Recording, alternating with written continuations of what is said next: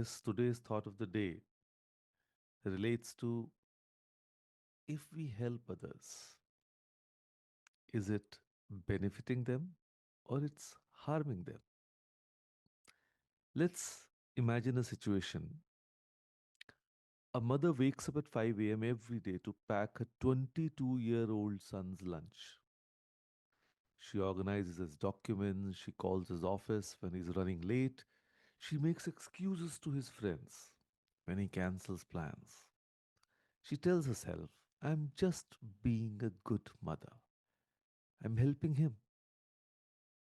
A friend constantly bails out another friend who overspends every month.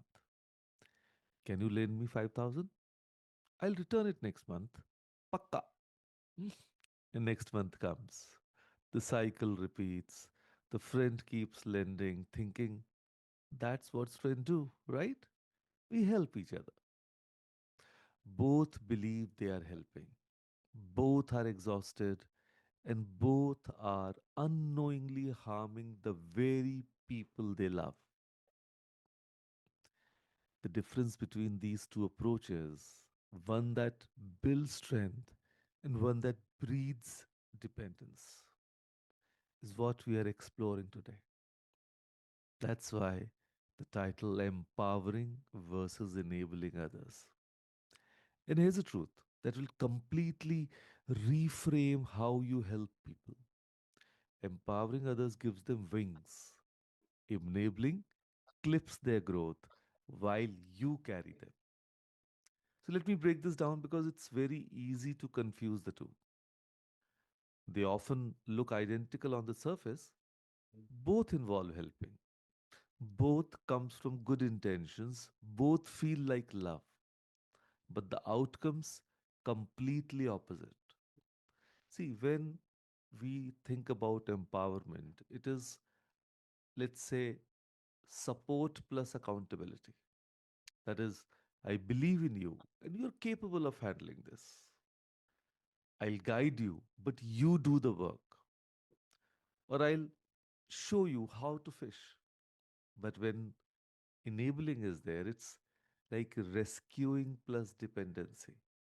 I'll do it for you because it's easier, faster, or safer, whatever it might be.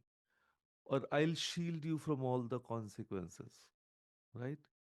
So the formula is simple but profound. Empowerment builds capacity, and enabling builds reliance.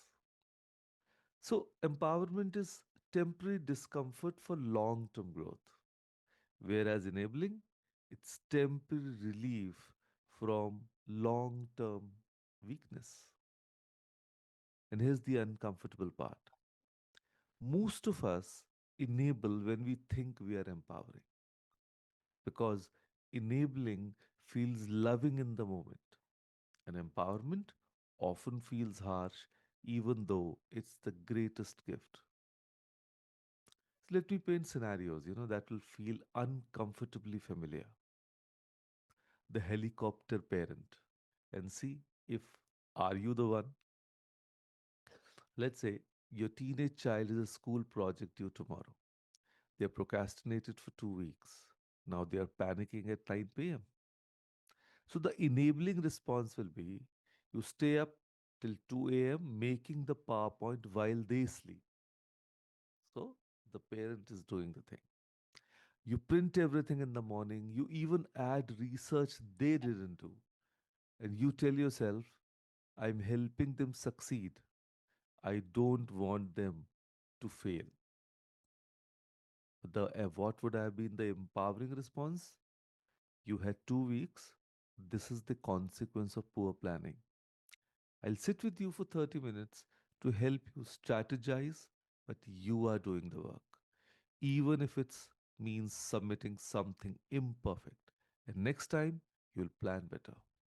Now, the enabling parent prevents failure.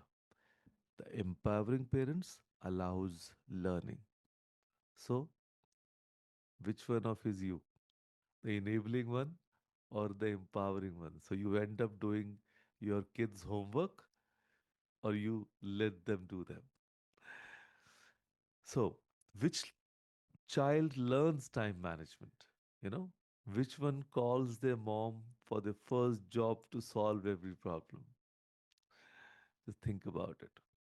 Okay, let's take another scenario. The helpful partner. Your partner consistently forgets important dates, misses commitments, shows up late every time you cover for them. You call and apologize to hosts. You make elaborate excuses. You manage their calendar.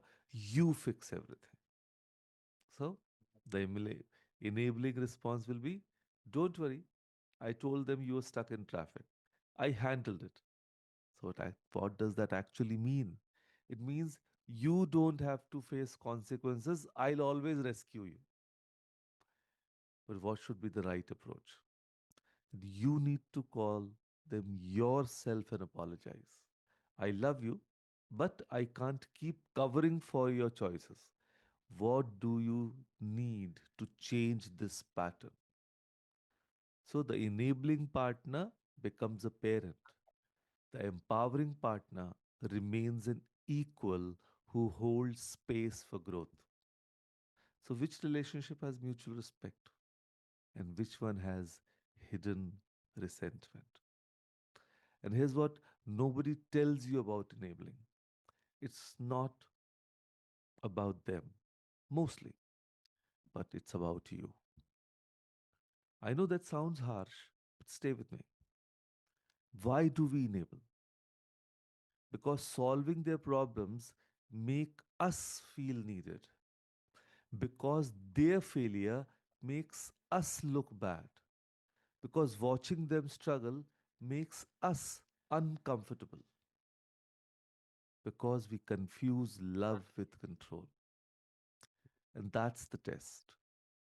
Ask yourself, is my help making them stronger or making them dependent? Now, if your absence would cause them to collapse, you're not empowering, you're enabling. You are their crutch, not their coach. So, how do you actually empower instead of enable? Here are the principles. If you want, you can note them down. One, teach, don't do. Because bad is give me your resume, I'll fix it. But what's the good approach? Let's sit together. I'll show you what makes a strong resume. And then you rewrite yours. Second, allow natural consequences. Yes, because lying to their boss when they oversleep is not the right thing to do. But you overslept, you handle the consequences. What will you do differently tomorrow is the right approach. Third, ask instead of fix. Because the bad response will be here's exactly what you should do. But the good one, what do you think your options are? What have you considered? Four, support the process, not the avoidance.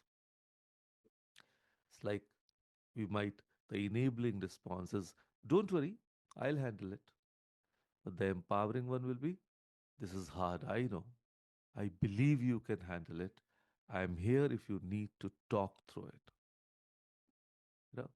So the key phrase that changes everything is, I believe in you more than I fear your discomfort. That's empowerment.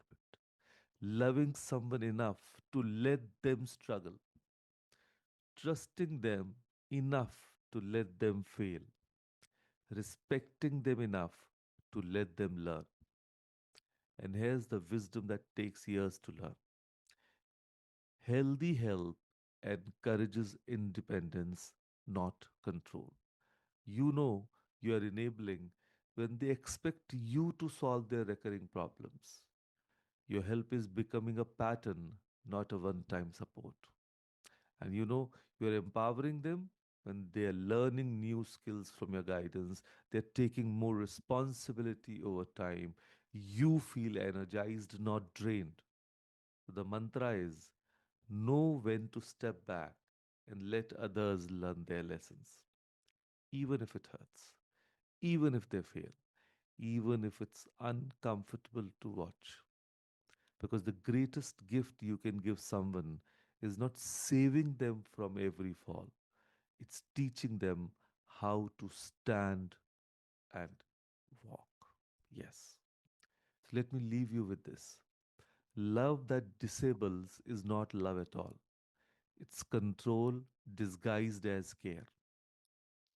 Real love empowers. Real love says, I see your potential even when you can't. I'll walk beside you, not ahead of you. I'll support your growth, not stunt it. So here's your practice for that. Challenging but transformative. Reflect on one relationship where you overhelp. Think about it. It's your child, your partner, your sibling, your friend, your employee, anyone where you might be doing too much. And ask yourself honestly, am I empowering this person or am I preventing their growth? And then decide what's one boundary, a shift in behavior that would create more balance. Maybe it's like I'll help you strategize, but you execute. I won't cover for you anymore. Or I love you and you're capable of solving this problem. Write it down, commit to it, and watch what happens. Because remember, empowering others give them wings. Enabling clips their growth while you carry them. And you can't carry someone forever, but you can teach them to fly. But the question is, are you ready to let go? Are you ready to believe in them that much? So do it. Step back and watch them soar. So, with that thought, thank you, everyone. Thank you for joining us today.